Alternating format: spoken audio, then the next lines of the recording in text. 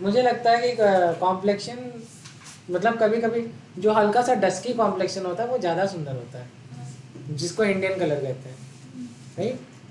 तो मैं अपनी बात कर रहा हूँ। चले फाइन, लास्ट टॉपिक में मैंने आपको सब कुछ पढ़ाया और मैंने ये बताया कि इफेक्टिव एटॉमिक नंबर रूल को जो फॉलो करेगा, जो भी कॉम्प्लेक्स, वो ज़्यादा स्टेबल होगा। ठीक है, अब कोई भी स्पेसीज जो इसको नहीं फॉलो कर रही होगी वो कैसे इस जो है स्टेबल फॉर्म में आएगी। तो एक दो छोटे से क्वेश्चन कराऊंगा, उसके बाद आईयूपीएससी कराऊंगा। ठीक है, चलिए देखिए, लास्ट क्लास में क्वेश्चन रहा है, क्वेश्चन लिखिए, बहुत अच्छा है। द क्वेश्चन इज, बहुत बहुत शानदार क्वेश्चन है, मतलब मजा आ जाएगा। The question is, which of the following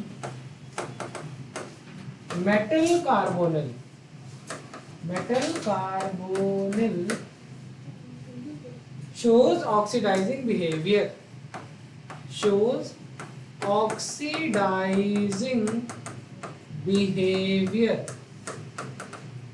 अब मेरी बात समझो, नदीम सिर्फ तुम्हें पढ़ाएंगे आज और किसी को नहीं पढ़ाएंगे। ऑक्सीडाइजिंग बिहेवियर, हाँ, ऑक्सीडाइजिंग बिहेवियर का मतलब क्या है कि अपने आप को ऑक्सीडाइज करेगा। ऑक्सीडेशन का मतलब दो तरीका, दो चीज, या तो उसमें ऑक्सीजन ऐड हो, ठीक है, क्या ऐड हो, या तो उसमें से इलेक्ट्रॉन का लॉस हो।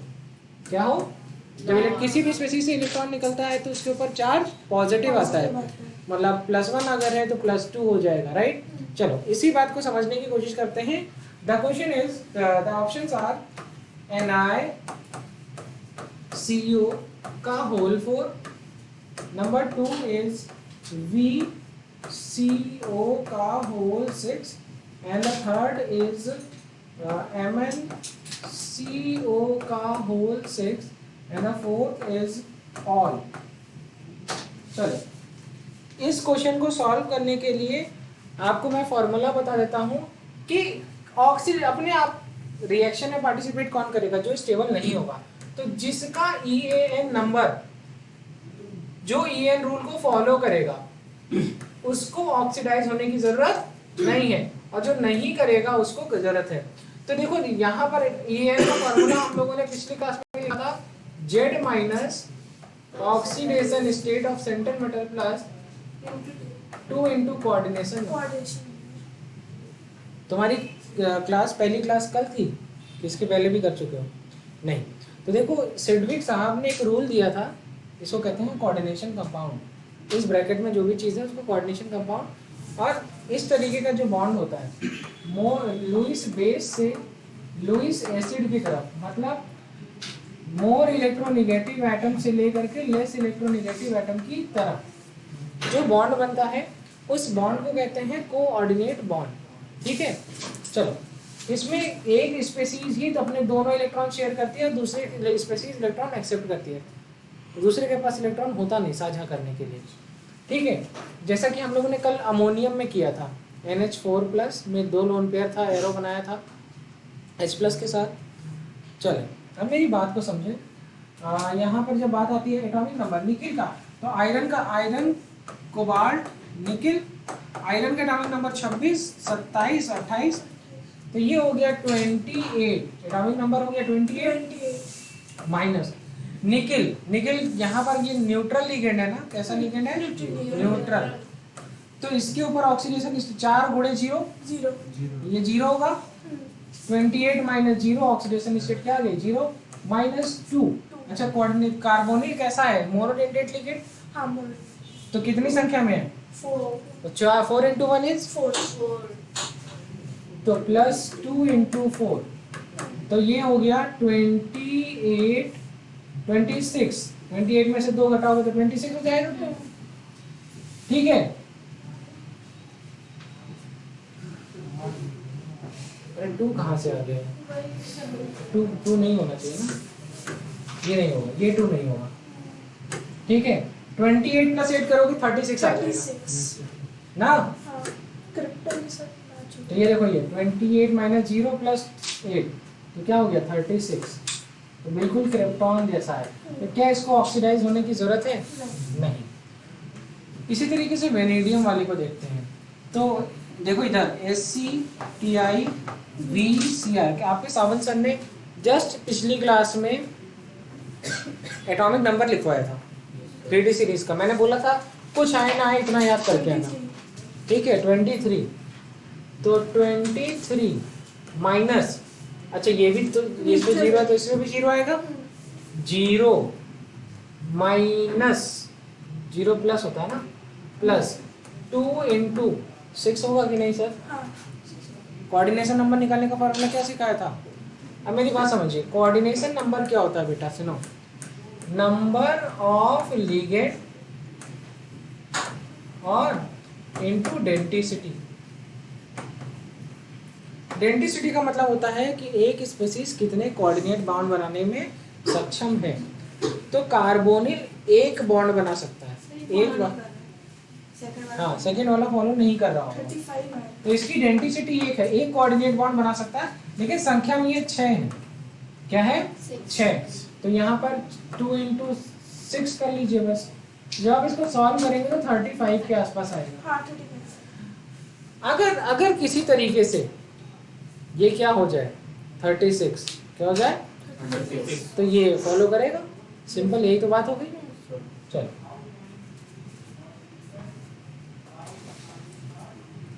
ठीक है, 35 आ रहा होगा। yes. तो ये ज्यादा स्टेबल कि लेस स्टेबल? Less stable. अच्छी पेन से लिखे ना।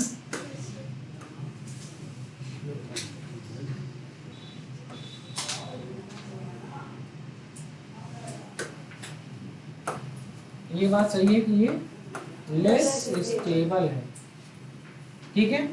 चलिए थर्ड वाला फॉलो कर रहा है। चलो सॉल्व करके देख लेते हैं।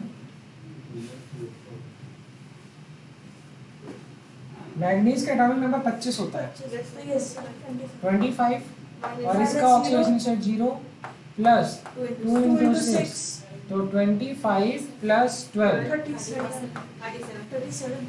37। अगर इसके ऊपर प्लस 4 लगा दे तब तो ये इसके ऊपर प्लस लगा लो पहले से, तभी तो एक ही तो ऑप्शन लगाना है,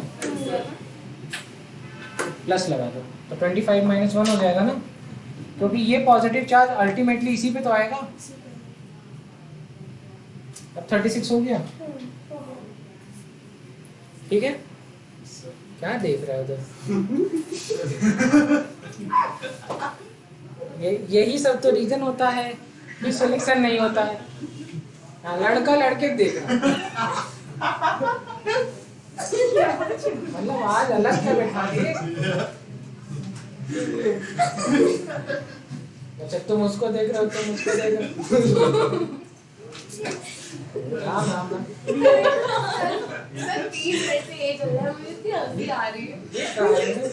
सुमित, एलर्जी हो जाती है इसमें बगल बैठने से। ये छुआछूत वाली बीमारी है, ये फैलती होती है और ये लाइलाज भी है, ठीक है। अब चलो इसको दिखाते हैं, ये वाला आंसर इज दिस। अब इसको करके दिखाते हैं। सर थर्ड वाला ज्यादा स्टेबल है कि कम स्टेबल? अरे 36 आ गया ना, तो स्टेबल हो गया। अब आते हैं यहाँ पर VCO का होल 6। हाँ बेटा, एग्जाम तक किस बीमारी से दूर रहे, ठीक है। अब देखो ऑक्सीडाइजिंग पावर की बात कर रहा है, तो खुद को ऑक्सीडाइज करेगा कि दूसरे को? जैसे ये उनको ऑक्सीडाइज कर रहे थे, तो नुकसान किसका है? इनका खुद का रिडक्शन हो रहा था ना। ये इस समय अगर इधर देख रहे होते तो फायदा होता। हाँ, उनका तो फायदा हो रहा है, वो दोनों तरफ देख रहे हैं, ठीक है। तो इसका खुद का, जब इसके अंदर ऑक्सीडाइजिंग पावर की बात करते तो इसका खुद का क्या होगा? रिडक्शन, ठीक है। क्या होगा? रिडक्शन। चलिए, तो इसने एक इलेक्ट्रॉन कहीं से जुगाड़ किया, तो इसका खुद का क्या हुआ? रिडक्शन। तो ये हो गया VCO का whole 6 minus addition of electron, ठीक है। और ये क्या है तो कहेंगे सर ये EN रूट वैल्यू इसकी आई थी 35। ये ज्यादा स्टेबल कि कम स्टेबल? लेस। तो ये क्या करेगा? एक्ट एज ऑक्सीडाइजिंग एजेंट इसकी तरह बिहेव करेगा। अब इसका खुद का रिडक्शन हो गया। अब इधर देखो ये है V प्लस CO का ऑक्सीडेशन स्टेट 0 होता है, 0 × 6 इज इक्वल टू -1। यही तो आ रहा है, यही तो आ रहा है। चलो V के ऊपर प्लस 1 इलेक्ट्रॉन माइनस, हाँ ठीक है। चलो इधर लिखो, अब इसको सॉल्व करो। तो ये देखो EN फॉर्मूला, EAN का फॉर्मूला, तो वेनेडियम के ऊपर -1 चाहते हैं ना, तो ये देखो ये क्या फॉर्मूला है, Z minus oxidation state plus 2 × coordination number. Coordination number में तो कोई बदलाव आएगा नहीं, लेकिन ऑक्सीडेशन स्टेट -1 है और फिर से माइनस है, और एटॉमिक नंबर कितना था, 23। तो देखो 23 प्लस 24 हो गया ना, ये 24 प्लस 12 इज 36। तो भैया हो गया ना, हो गया। फॉलो करेगा, बिल्कुल करेगा, नोट कर लेते, ठीक है। हाँ बेटा ठीक है। लाइव क्लास में जितने भी बच्चे हैं सबको आ रहा है?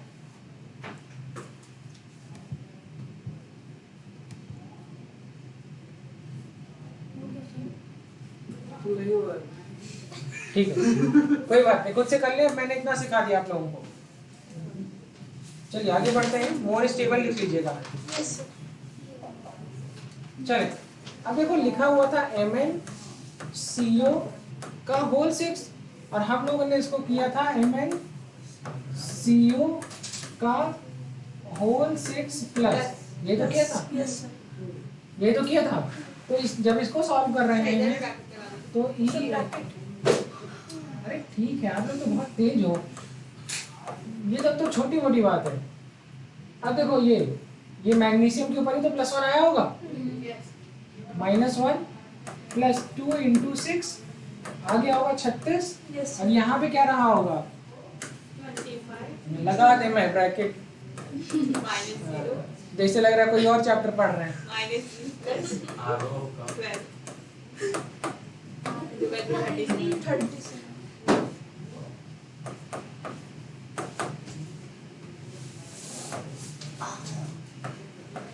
कौन दवाई ले रहा है बेटा? सत्यम।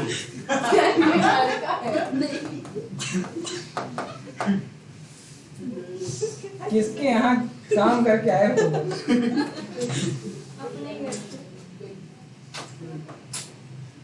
है ना, नोट करें। अच्छा टॉपिक है, बहुत बहुत शानदार है। हाँ महक अगर बेटा तुमसे कुछ थोड़ा घर में काम हम करा ले तो हमें लगा तुम बीमार हो।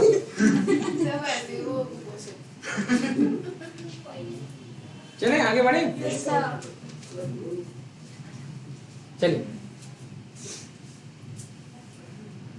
ठीक है, आगे चलते हैं और अगला पार्ट है पॉलीन्यूक्लियर वाले पे क्वेश्चन को सॉल्व करते हैं। लिखिए, नोट लिखिए, पॉलीन्यूक्लियर ब्रिजिंग। सर बेटा पहले पढ़ दो, आंसर क्या है? ठीक है। हाँ मेरे मुंह से सुनना चाहती हो ना, पढ़ो बेटा। पॉली वही था बेटा, VCO वाला जो मैंने किया था, सेकंड वाला। मैंने थर्ड वाले में प्लस ऑलरेडी लिखवा दिया था करेक्शन कराने के लिए। तो पॉलीन्यूक्लियर ब्रिजिंग मेटल कार्बोनिल, बहुत अच्छी बात है, metal carbonyl also follow EAN rule. Like example, FeCO का होल 5, MnCO का होल 5, NiCO का होल 4। ये सब आपको पता है मोनोन्यूक्लियर कॉम्प्लेक्स है। These are mononuclear. बेटा मैं खुद आप लोगों को इतना हंसाता रहता हूँ, तो दूसरों की हंसी सुनने की क्या जरूरत है आप लोगों को? अब यहाँ पे देखो मोनोन्यूक्लियर कॉम्प्लेक्सेस हैं। अब मैं आपको पॉलीन्यूक्लियर कॉम्प्लेक्स दिखाने जा रहा हूँ, लाइक CO का होल 10 लाइक CO2, ये कार्बन डाइऑक्साइड नहीं कोबाल्ट है, ठीक है। और CO का होल 8, एक और एग्जांपल कहाँ लिख दूं, Fe, आप अपनी कॉपी में नीचे लिखिएगा CO का होल 9, और ये तीनों के तीनों ही कॉम्प्लेक्स का EN वैल्यू आएगा 36, तो ये फॉलो करेंगे, ठीक है, नोट कर लीजिए। मैं एक का निकाल करके दिखा दूं या आपको सारे का सीखना है? सबका सीखना। चलो MnA2 मैं कॉन्सेप्ट क्रिएट कर देता हूँ, एक दो क्वेश्चन करके दिखा देता हूँ, बाकी आप खुद ही कर लोगे, कोई जरूरत नहीं है, ठीक है। और ब्रिजिंग शब्द का कहाँ पे ब्रिज बन रहा है वो सारी चीजें मैं आपको दिखा दे रहा हूँ, ठीक है बेटा। चलो अब ये पार्ट बहुत अच्छा है, बहुत इंटरेस्टिंग पार्ट है।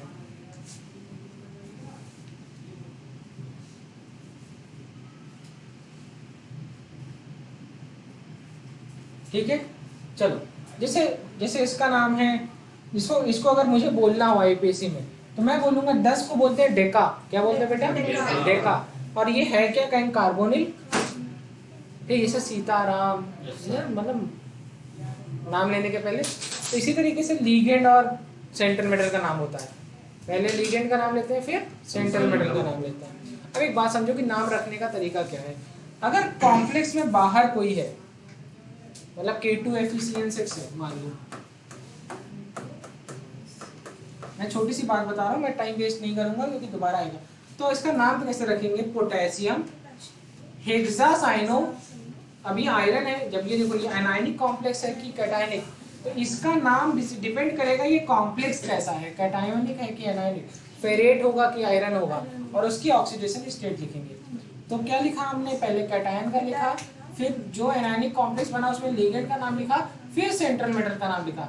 अब अगर मान लो इसमें यहाँ पर भी कुछ रहता तो फिर उसके बाद उसका नाम लिखते हैं। मान लो यहाँ पे क्लोरीन रहता तो वहाँ पे लिखते क्लोराइड, ठीक है, 2 रहता तो डाइक्लोराइड, ठीक है, वॉट एवर दे आर। मेरी बात समझ में आ गई? अब यहाँ पर मैं आपको आगे चल करके ये समझाने जा रहा हूँ, ये इसका स्ट्रक्चर। अब जैसे मान लीजिए कि ये है Mn और ये है Mn, 2 Mn, ये हो गया आपका CO, ये हो गया आपका C।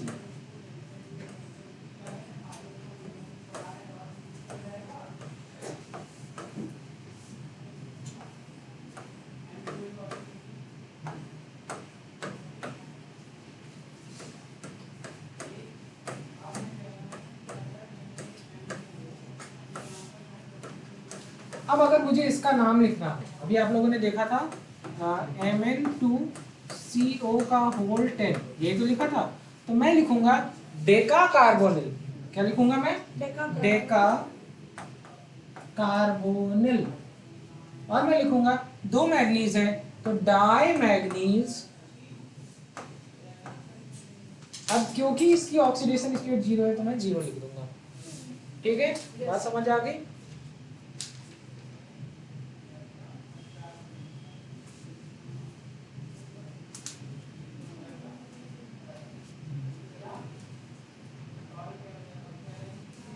चलो इसका EAN वैल्यू निकालें,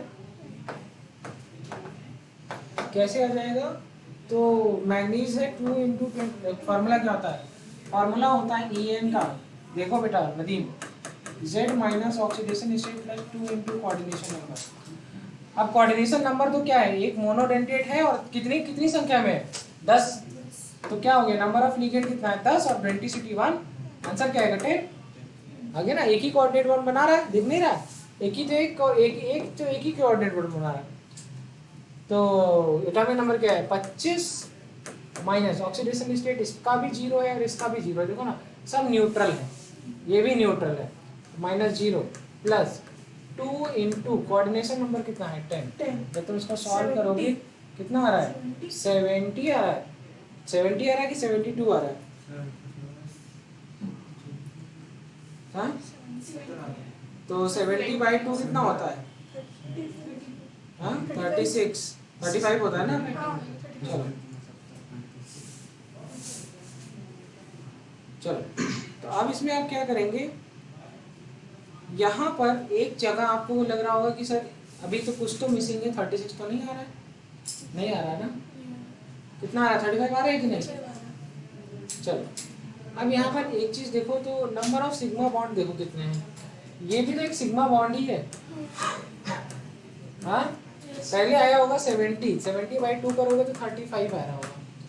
ठीक है, अब ऐसी सिचुएशन में जो ब्रिज है उसको भी काउंट करते हैं, किसको काउंट करते हैं, ब्रिज को, ये सिग्मा बॉन्ड। यहाँ पर हो गया इज इक्वल टू 2 × 25 - 0 + 2 × 10 +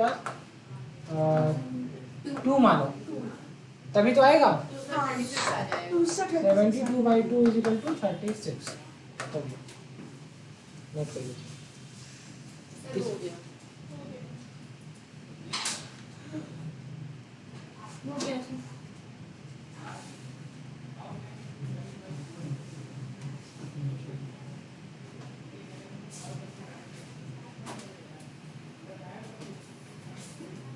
ठीक है, चलो वो एक क्वेश्चन था FeCO9 सॉल्व करो,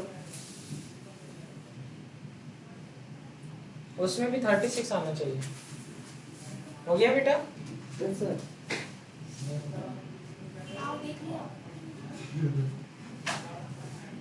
ठीक है, यहाँ से देखो बेटा,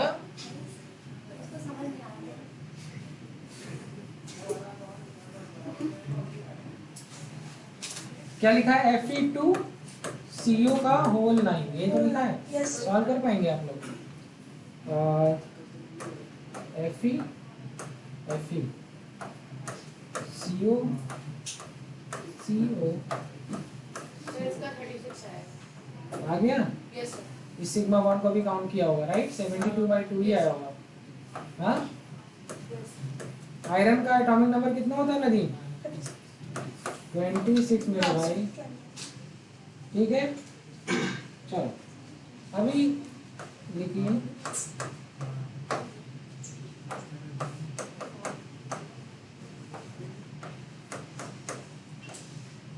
ऐसे बना लीजिए, कार्बोनिल है। ठीक है, कार्बन की वैलेंसी कितनी होती है, 4 बॉन्ड बनाया कि नहीं बनाया? यस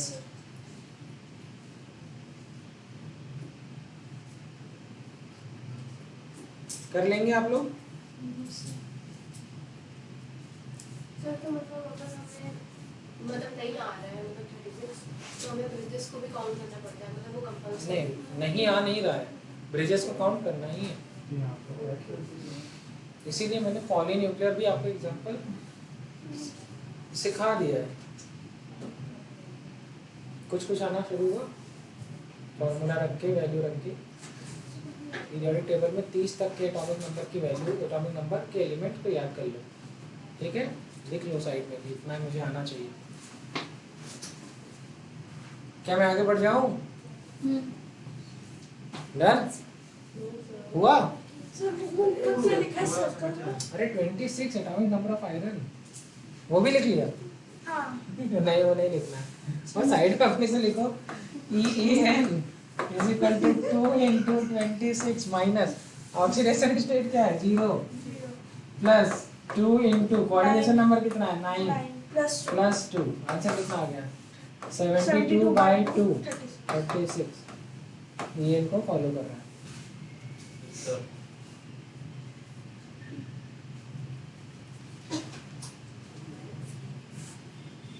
एक क्वेश्चन है बहुत अच्छा, अगर आप बता पाए तो टाइम लगाएं, टाइम इन्वेस्ट करें, वरना आगे बढ़ें। बता पाएंगे? कोशिश करेंगे। चलो, क्या हो गया? बस जस्ट इसके ऊपर है वो क्वेश्चन, इस टॉपिक पर बेस्ड है अभी जो पढ़ाया। The question is which of the following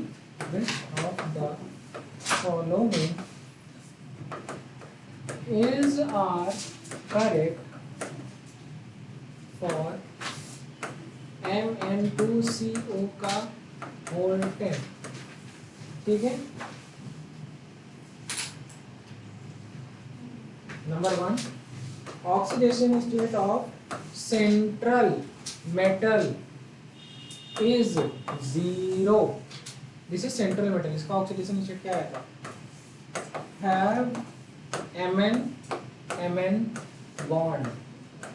Nadeem बताओगे तो ठीक है। This complex follow EAM rule and चौथा इज ऑल। बताओ, कोई बात नहीं, बस आपको कुछ नहीं करना, अपनी कॉपी खोलिए। अब ये देखिए Mn बॉन्ड है कि नहीं है? अगर बताइए कि ये न्यूट्रल है ना, ये भी न्यूट्रल, ये भी, सबका जीरो ऑक्सीडेशन स्टेट, तो इसके ऊपर कितना चार्ज आएगा? जीरो। ये भी जीरो, जीरो लिखा है कि नहीं? ऑक्सीडेशन स्टेट, यही तो सिंपल मेटल है, जीरो है। अच्छा, क्या इसका 36 आया था आंसर? EN को फॉलो कर रहा है? All. कौन सा ऑप्शन करें? ऑल। 1 भी बात सही निकली, 2 भी, 3rd भी, कौन सा सही? ठीक है, आ गया, सबको समझ आ रहा है? चलो नोट करो।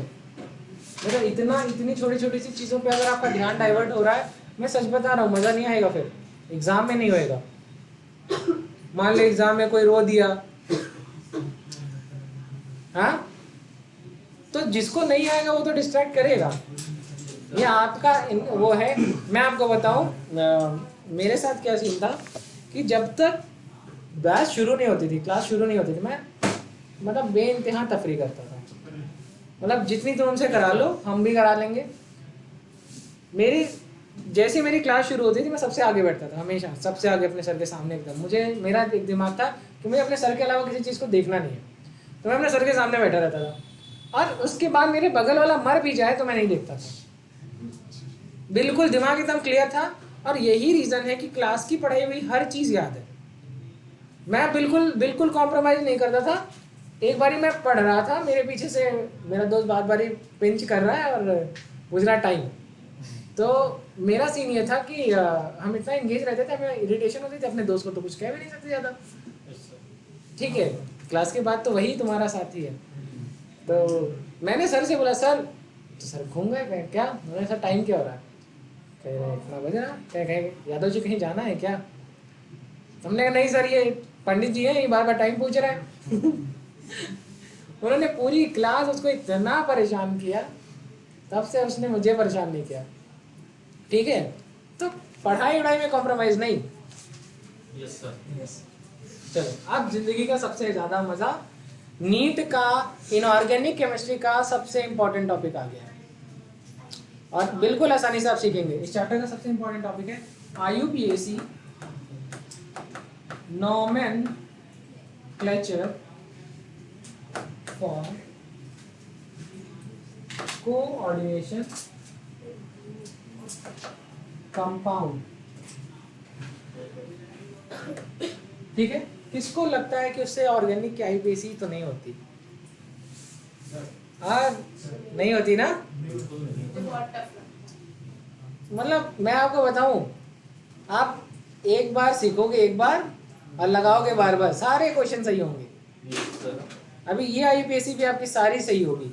बस आपको 3 चीज़ का ख्याल रखना है। लिगेंड्स जो मैं पीछे पढ़ाया हुआ हूँ, एनायोनिक, आयोनिक, कैटायोनिक और न्यूट्रल लिगेंड, वो आपको एक बार जरूर देखना है। बाकी सब आपको एक बार में आ जाएगा। चलिए, तो सबसे पहले लिखिए इसके स्टेप। सबसे पहला स्टेप है कैटायंस आर नेम्ड फर्स्ट। जैसे इधर देखिए, हम लोगों ने कहीं पढ़ा था कि K4, अभी आपके सर ने बोला था FeCN का होल से, तो मैंने इसको यहाँ से तोड़ा था, ये 4K प्लस FeCN का होल 6 4 माइनस में टूटा था, ये तो हुआ था। तो ये क्या किसकी तरह बिहेव किया था? कैटायन, तभी तो। और क्या बोला है कि कैटायंस का नाम हमेशा पहले, तभी इसका नाम होता है पहले पोटेशियम, पता है ना? अब इसके बाद हेक्सासाइनो। ठीक है, दूसरी बात, नाउ दिस, देखो बेटा, इस ब्रैकेट के बाहर वाली चीज तो ठीक है, नॉर्मल कैटायन है। इस ब्रैकेट को कहते हैं कोऑर्डिनेशन स्फीयर। क्या कहते हैं? Coordination sphere. अब इस ब्रैकेट के अंदर किसका नाम पहले आएगा उस पर बात करेंगे। किसका? लिगेंड का। ठीक है, तो लिखिए in coordination sphere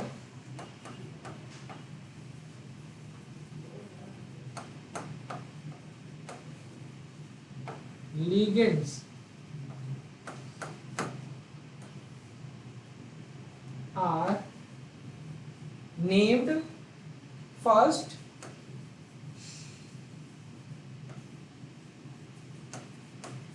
then central metals ion, central metal ions. ठीक है, चलो.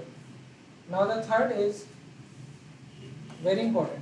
अब अभी तो आप लोग पढ़ रहे हो ये, चलो एक होमोलेप्टिक एग्जाम वो है लिगेंड है. अभी मैंने आपको एक बात पढ़ाई थी कि हेट्रोलेप्टिक की, एक शब्द पढ़ा था ना, होमोलेप्टिक कॉम्प्लेक्स, हेट्रोलेप्टिक कॉम्प्लेक्स. ये मैंने आपको हेट्रोलेप्टिक कॉम्प्लेक्स बताया बेटा, अनाया था, बहुत लेट आया क्लास में. ठीक है, तो ऐसे क्या होता है कि कई कई चीज़ें आपकी मिस हो जाएंगी, तो ब्रिजिंग नहीं बनेगी. ठीक है, चलिए. हेट्रोलेप्टिक कॉम्प्लेक्स में एक ही लिगेंड था कि एक से ज़्यादा लिगेंड थे? एक से ज़्यादा. अब एक से ज़्यादा लिगेंड, पुरानी आईपीसी में प्रीफिक्स भी होता था, एक से ज़्यादा प्रीफिक्स होते थे, क्लोरो ब्रोमो ऐसे नहीं, मिथाइल इथाइल, तो वहाँ अल्फाबेटिक ऑर्डर का यूज़ करते थे. राइट, तो यहाँ पर भी अल्फाबेटिक ऑर्डर का हम यूज़ करेंगे. लिखें, ligands are named in ligands are named in alphabetical order. ठीक है. Now next is जैसे जैसे कहीं लिखा है, जैसे यहाँ पर है K4 FeCN का होल 4 Cl2 ऐसे लिखा हुआ है. तो यहाँ पर दो लिगेंड है, ये 4 साइनाइड है और 2 क्लोरीन है. ठीक है, अच्छा क्लोरीन ही है, वो भी क्लोरो, ये भी, चलो क्लोरो और साइनो, ये तो और अच्छी बात हो गई. अब दोनों सी से शुरू हो रहे हैं, नेक्स्ट लेटर. तो क्लोर जैसे स्कूल में होता है, हाँ हाँ, जैसे अनन्या और अनाहिता में किसका नाम पहले? क्यों? क्योंकि ए, दोनों तो ए से ही शुरू हो रहे हैं. थर्ड लेटर में यहाँ पर देखिए एन दोनों जगह, तो वहां पर लास्ट थर्ड लेटर में ए आ रहा है और थर्ड लेटर में यहाँ आई आ रहा है. तो क्या, कौन सा नाम पहले? अनन्या. हाँ, अनन्या पांडे जानते कि नहीं? यस सर, जानते हैं. उसको पुदीना पालक में अंतर नहीं पता है. Yes sir, Kapil Sharma soap है. क्लोरो, और ये क्या है? साइनो. तो यहाँ पर Y है, यहाँ NH है, तो क्या लिखेंगे? Dichloro then tetracyano. ठीक है, चले, समझ आ गया? Yes sir. मतलब मुझे तरस आ रहा है कि इतने अमीर बच्चे और इतने हाई फाई फैमिली के लोग, टेबल भी नहीं आता. इनके बेसिक स्कूल के टीचर्स कैसे थे? यस सर, ये तो सर उसके बाद अलग टैलेंट था वो. ठीक है, कपिल शर्मा भी वैसे ही है. उसको उसको उसको केमिस्ट्री यहीं से पढ़नी चाहिए थी ना. हाँ. अब बेटा एक बार बताओ, जिस बच्ची को पालक और धनिया में अंतर नहीं पता, तो जाहिर सी बात है स्ट्रगल तो हो रहा होगा ना. और 2 or more same ligands prefix. अब वहां पे भी पहले भी पढ़ते हैं डाई ट्राई टेट्रा. अगर एक 4 की, 1 से 2 से ज्यादा है, 1 से ज्यादा है तो 2, 2 है तो डाई, 4 है तो ट्राई टेट्रा, 3 है तो ट्राई.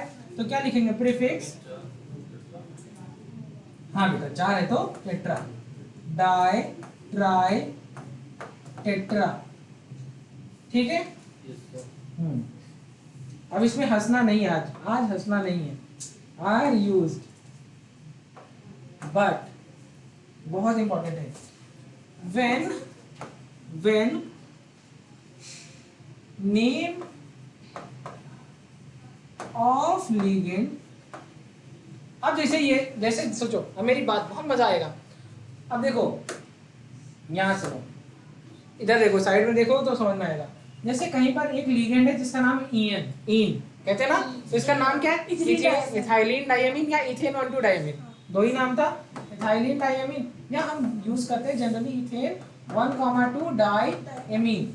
अब मान लो यही 2 की संख्या में है, अब इसका नाम क्या होगा? Di ethane 1,2 diamine. हाँ, 3 है तो ट्राई, अब देखो दो बार डाई आ गया तो इसमें दिक्कत हो सकती है। तो हाँ वही आने वाला है, ठीक है। हाँ तो यहाँ पर क्या है, when name of ligand include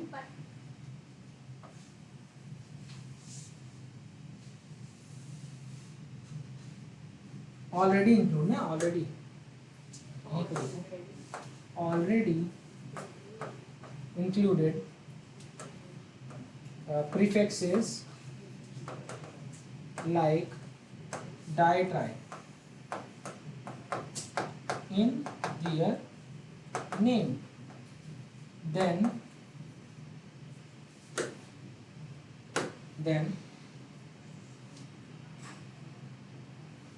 prefix bis, tris, tetrakis, हाँ ये वो वाला नहीं है, इनको सब पता है, ठीक है। तो क्या है, बेस, हाँ पढ़ो अभी, इसकी जरूरत नहीं है।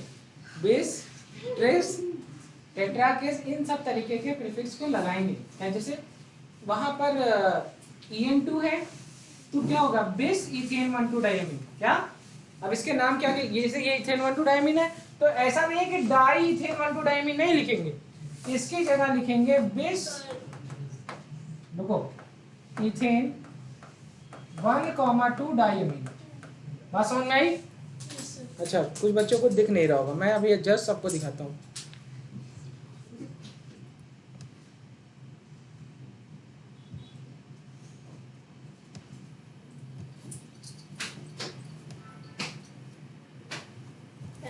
ठीक है, चले।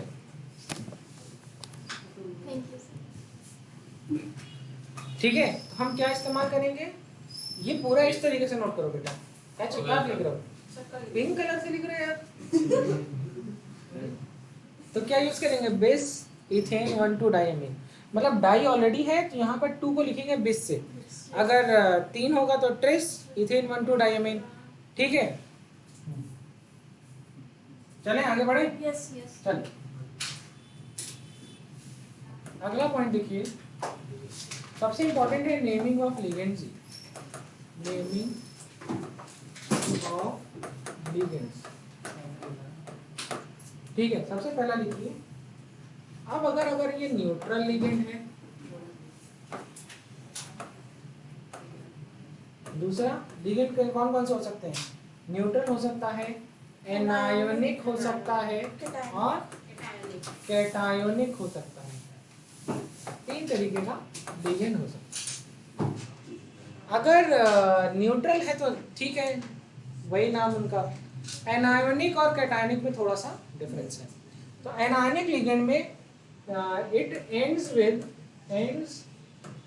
विद सफिक्स, क्या था, ओ, क्लोराइडो, क्लोरो, याद है।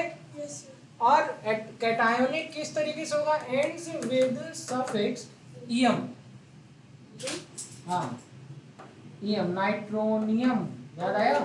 यस ठीक है, ओ लिखो या आइडो लिख लो, एक ही बात है, आइडो, जैसे साइनो या साइनाइडो, ये फिर आपने सिखाया था वो। ठीक है। हाँ, तो मैंने आपको लिगेंड्स की नेमिंग सिखा दी, कैटायन की नेमिंग सिखा दी। अब हम लोग पढ़ने जा रहे हैं सेंट्रल मेटल की नेमिंग। अगर कॉम्प्लेक्स कैटायनिक या न्यूट्रल है, जैसे K4FeCN6, तो यहाँ पर K4FeCN6 में ये ब्रैकेट न्यूट्रल है। अरे बेटा एक बात बताओ, जैसे लिखा है K4Fe, क्या लिख के आ रहा है, माफ करना, जैसे सिर्फ ऐसा लिखा है FeCN का होल 6, सिर्फ अगर मान लो ऐसा लिखा है तो ये तो न्यूट्रल हुआ ना, जितना नेगेटिव उतना पॉजिटिव हो जाए तो न्यूट्रल हो जाए। वैसे तो है नहीं, बस मैं एक बात कह रहा हूँ।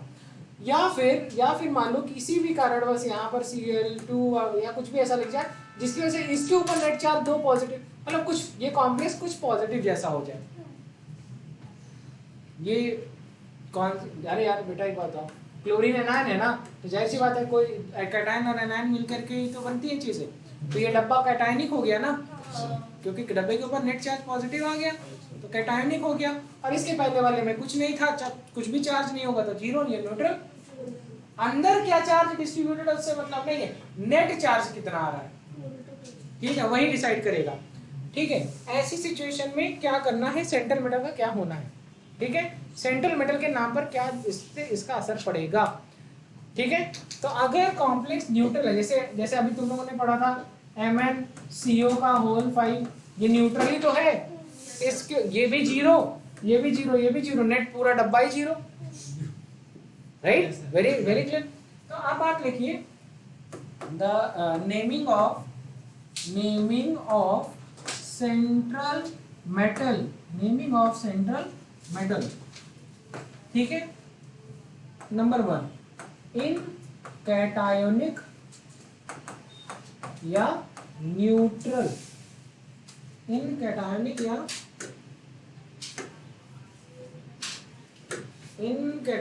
या न्यूट्रल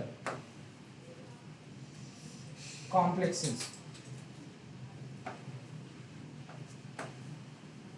तो यहां पर इंपॉर्टेंट बात यह है कि name of element is same in elements, like iron को आयरन कहेंगे, कॉपर को कॉपर कहेंगे। ठीक है, जैसे MnCO का होल 6, अभी MnCO 5 की लिखा था ना हम लोगों ने, ऐसा लिखा था MnCO का होल 5 लिखा था ना। तो अगर मुझे इसका नाम लिखना हो और यहाँ तक की अभी जितनी इंफॉर्मेशन है उसी के हिसाब से लिखना है, तो इसमें कोई कैटायन है क्या, मतलब डब्बे के बाहर कोई आयन चार्ज है, डब्बे पे कोई चार्ज है, डब्बा न्यूट्रल है इसका, और ये लिगेंड भी जो लगा है ये भी न्यूट्रल है। तो यहाँ पर इसके नाम में O लगेगा या आयोडो लगेगा। संख्या में कितना है, 6। तो मुझे अब सबसे पहले लिगेंड ही है, बाहर तो कोई कैटायन तो है नहीं जो इसका नाम लिखूं, जो है उसी की इंफॉर्मेशन यूज करते हैं। मैं लिखूंगा हेक्सा साइनाइडो, मेरे ऊपर है, साइनो लिखो साइनाइडो लिखो, मेरी मर्जी, मैं साइनाइडो लिख देता हूँ। हाँ, मैंने साइनाइडो लिखा। अब ये यही इसी पे बात आती है कि देखो उसके बाद ही तो सेंट्रल मेटल का नाम लिखते हैं आफ्टर लिगेंड। तो ये क्या लिखूंगा, मैग्नीज, क्या लिखूंगा, मैग्नीज, और इसके ऊपर जो चार्ज है वो लिखूंगा 0। तो इसका नाम हो गया हेक्सा साइनो मैग्नीज 0 या हेक्सा साइनाइडो मैग्नीज 0। बात समझ में आ गई, क्योंकि एक न्यूट्रल कॉम्प्लेक्स है। कैसा कॉम्प्लेक्स है। अब बात आती है कि वो K4FeCN6 वाली, इसकी बात होने वाली है K4FeCN का होल 6। तो ये देखो, ये कैटायन हो गया तो ये एनायन हो गया, इसके ऊपर 4- चार्ज आ गया। ठीक है, अब इसका नाम कैसे लिखा जाएगा, इसका नाम लिखा जाएगा पोटेशियम, और इसके बाद फिर जब ब्रैकेट के अंदर जाएंगे तो फिर सबसे पहले लिगेंड का नाम, 6 लिगेंड है, हेक्सा साइनाइडो। ठीक है, अब ये आयरन है क्योंकि ये एनायनिक कॉम्प्लेक्स है। कैसा कॉम्प्लेक्स है, निगेटिव है ना, तो यहाँ पर इसका नाम होगा फेरेट। क्या नाम होगा, फेरेट। आयरन नहीं होगा, फेरेट होगा, लैटिन नेम यूज करेंगे, फेरेट हो जाएगा। अब फेरेट लिखेंगे, फेरेट, और फेरेट के बाद देखो इसके ऊपर 6- चार्ज होगा ना, -6। इस पूरे डब्बे के ऊपर 4- चार्ज है, और कितना है, -6 है, तो आयरन के ऊपर कितना चार्ज आएगा, +2। मुझे तो समझ आ रहा है +2, किसको बिल्कुल नहीं दिख रहा +2, दिख रहा है, तुम्हें दिख रहा है, तुम्हें नहीं दिख रहा, तुम्हें पढ़ाएंगे। ठीक है, ये है Fe, और एक साइनाइड पे ये है 6 × Cn, यही मिला करके 4-। यही तो पूरे डब्बे की कहानी है ऑक्सीडेशन स्टेट में।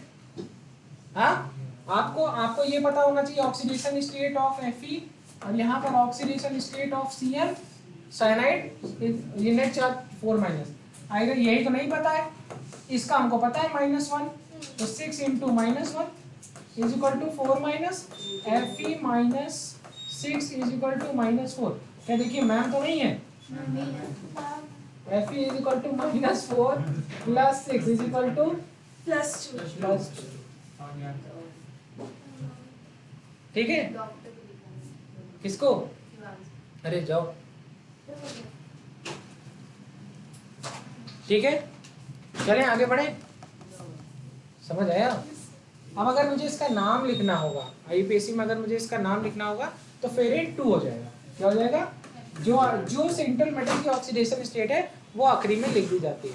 मैम टाइम 22 ही हुआ है, इन बच्चों ने बोला है 45 तक पढ़ेंगे। ठीक है ठीक है, चलो अगला पॉइंट लिखिए। इन एनायोनिक कॉम्प्लेक्स, अगर कॉम्प्लेक्स कैसा है? Anionic, then name of central metal ends with name of central metal ends with name of central metal ends with 8 after, ये इंपॉर्टेंट है, इंपॉर्टेंट है, आफ्टर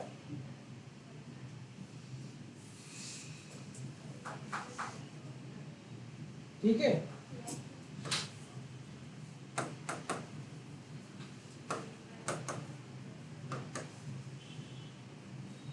एग्जाम्पल के तौर पर जो आपके सिलेबस लेवल पे इंपॉर्टेंट है, जैसे अब कौन कौन से मेटल के नाम आपको एटलीस्ट या आना ही चाहिए? Cobalt, platinum, iron, chromium, silver, copper. तो यहाँ पर अगर ये इन कैटायोनिक, अगर ये कैटायोनिक या न्यूट्रल स्टेट की बात करें, न्यूट्रल कॉम्प्लेक्स की बात करें, तो इनका नाम क्या होगा? और इन एनायोनिक कॉम्प्लेक्स, ठीक है। तो ये हो गया कोबाल्ट, इसका नाम क्या हो जाएगा? और इसका नाम यहाँ पर हो जाएगा कोबाल्टेट। क्या हो जाएगा? कोबाल्टेट। यहाँ पर ऐसा नहीं है कि हर जगह यही होगा, यहाँ किस्मत थी इसकी। यहाँ पर प्लैटिनम नाम होगा, इसका नाम हो जाएगा प्लैटिनेट। क्या नाम हो जाएगा? प्लैटिनेट, ठीक है। इसका आयरन यहाँ पर होगा और यहाँ पर हो जाएगा फेरेट।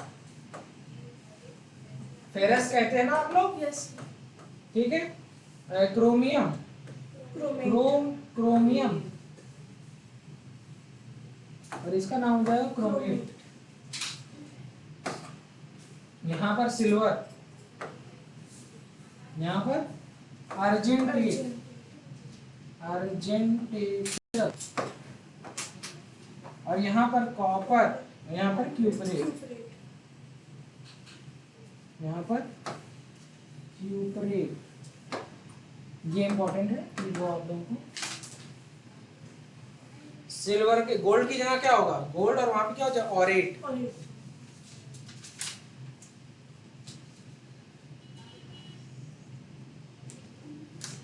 अब मैं तुम्हें एक ही बार में सिखा दूं।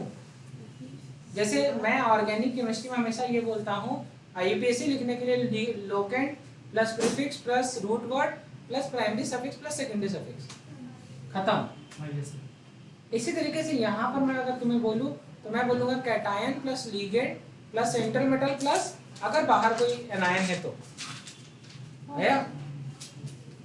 सबसे पहले कैटायन से शुरू करेंगे, उसके बाद लिगेंड के बारे में लिखेंगे, फिर सेंट्रल मेटल के बारे में। आता तो सही है। अगर कोई ऐसा कॉम्प्लेक्स है जिसमें एनायन भी बन रहा है तो वहाँ एनायन का नाम कोबाल्ट, कोबाल्ट और कोबाल्टेट। सर कोबाल्ट के नीचे बेटवा प्लैटिनम और प्लैटिनेट।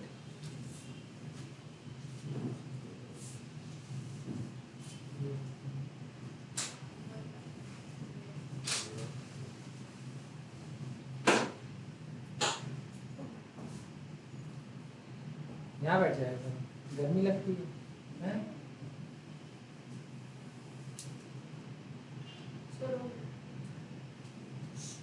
कहीं तुम लोग कश्मीर से आए थे तो क्या होता? मैं अपनी केबिन में लिटरली बता रहा हूँ, पंखे बंद करके रहता हूँ। मुझे इरिटेशन होती है। मैं वैसे भी नहीं चलाता हूँ। मैं भी नहीं चलाती करती। मैं 38, 40, 45 डिग्री में भी रह सकता हूँ, लेकिन मुझे पंखे की जरूरत नहीं है। दिमाग कहीं लगा रहता है हमेशा। जब दिमाग फ्री होता है तब तुमको दर्द, पंखा, गर्मी, हाँ, ये सब महसूस होगा। इंगेज रहो भैया। चलें आगे बढ़े। चलिए अब देखो, जैसे समझो कि अभी हम लोगों ने बात की थी कॉम्प्लेक्स कैसा कैसा हो सकता है, कोई कैटायन हो जैसे K4 और FeCN का होल 6। मैं बार बार इसका एग्जांपल इसलिए देता हूँ कि बहुत जनरलाइज्ड है। ये हो गया आपका सेंट्रल मेटल और ये हो गया लिगेंड, ये हो गया ब्रैकेट। अगर मुझे इसकी IUPAC लिखना हो, क्या लिखना हो, तो मैं सबसे पहले लिखूंगा कैटायन का नाम, ठीक है, उसके बाद मैं लिखूंगा लिगेंड का नाम, उसके बाद मैं लिखूंगा सेंट्रल मेटल का नाम, यही तो था। और इसके बाद लिखूंगा oxidation state of central metal, side में लिख लो ऐसे। अगर मुझे मेरा कोई कॉम्प्लेक्स ऐसा है जिसमें complex is cation and complex, अब यहाँ सेंट्रल मेटल प्लस लिगेंड, और यहाँ कोई एनायन ही होगा लाइक Cl2 SO4 2- या कुछ भी हो ऐसा, तो इसमें ये वाला पार्ट तो कैटायन की तरह काम कर रहा है ना, ऐसे तोड़ोगे तो ये वाला हिस्सा कैटायन की तरह काम करेगा, तो ये वाला हिस्सा एनायन की तरह काम करेगा।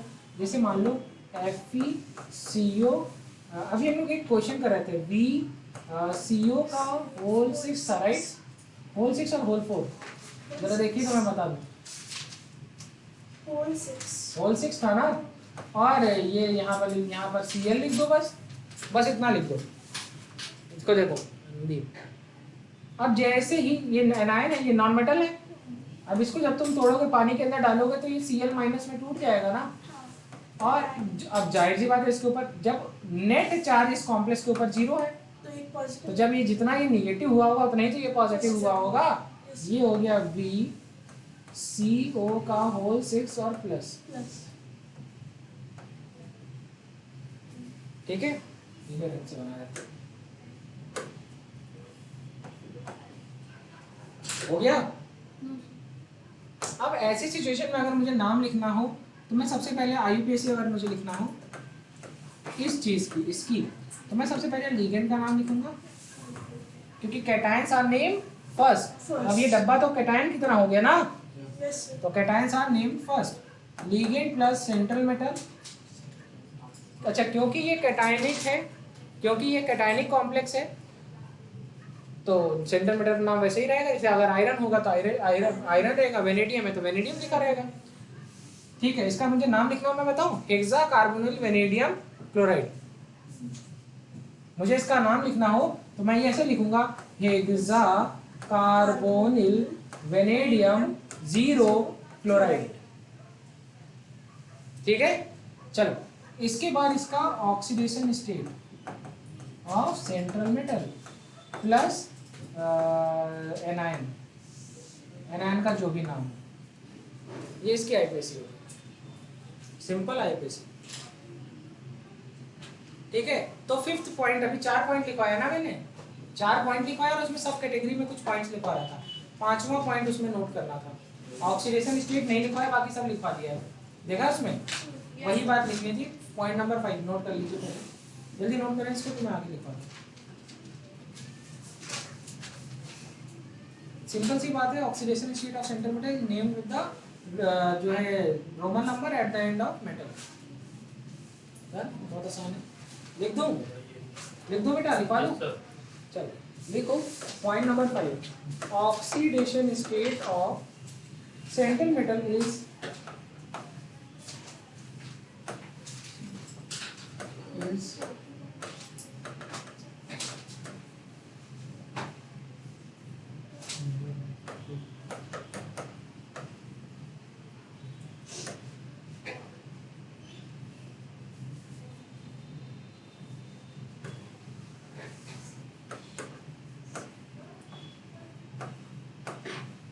मेरा सवाल, ऑक्सीडेशन नंबर लिखने की क्या जरूरत थी IUPAC में? ऑक्सीडेशन नंबर की क्या जरूरत थी लिखने की IUPAC में?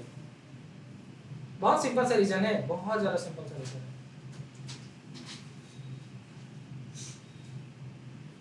कोई बता पाएगा? अरे बता लोगे।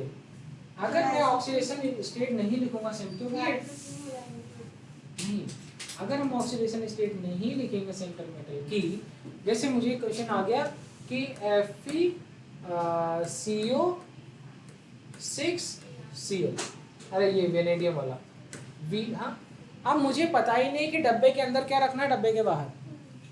खुद सोचो, तुमको अगर इमेजिन करना हो तुम डब्बे कोऑर्डिनेशन स्फीयर के अंदर क्या रखोगे, क्या बाहर रखोगी, तुमको पता ही नहीं चलेगा। खुद सोचो, अगर इसका नाम लिखना हो तो तुम ऐसे लिख के चली आओगी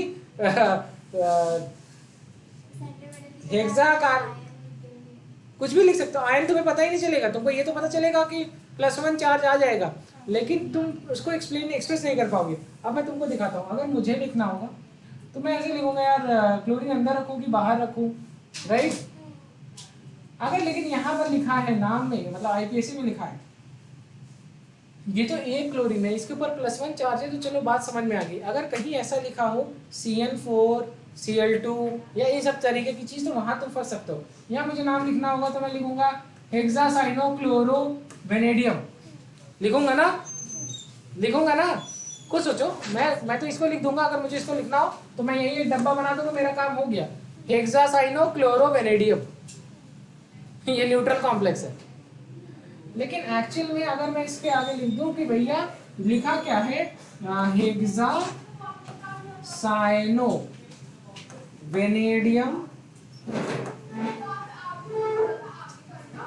वेनिडेट होगा ना ये, क्योंकि अब ये कैटायनिक हो गया,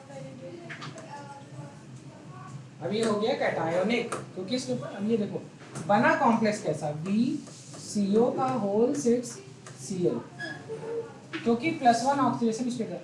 वेनिडेट 1 क्लोराइड